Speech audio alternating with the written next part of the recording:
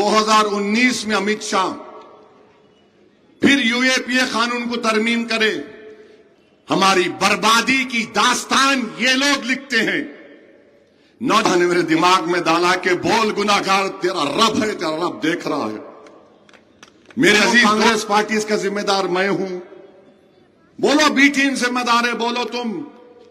अरे तुम्हारे जुल्म की दास्तान पंडित नेहरू से शुरू करके मनमोहन सिंह तक खत्म करने को मैं तैयार हूं।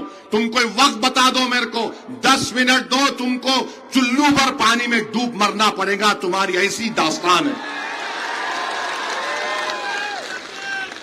मेरे अजीज दोस्तों और बुजुर्गों, ये और हमको गाली देते तो किसी शायर ने अच्छा कहा था, अच्छा हाँ, 2019 में अमित शाह फिर यूएपीए कानून को तरमीम करे।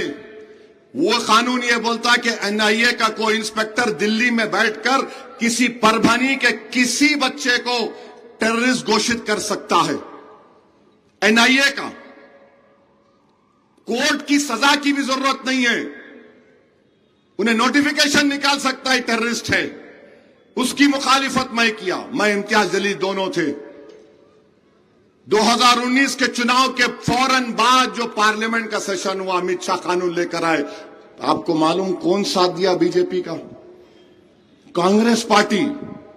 वोट डाली, मोदी के इस काले कानून के साथ वोट डाले। मैं इम्तियाज जलील, वो जो तरमीमात थे उसके खिलाफ हमने नोटिस दी और स्पीकर बोलते थे ओवैसी तुम तुम्हारी तरमीम मूव कर रहे। मैं कहता था हां सर, मूव कर रहा हूं। मेरा मकसद यह था कि सेकुलर पार्टियों को बेनकाब करूं दुनिया के सामने, जो आकर मुसलमानों के दरमियान में बोलते कि हम बड़े सेकुलर हैं।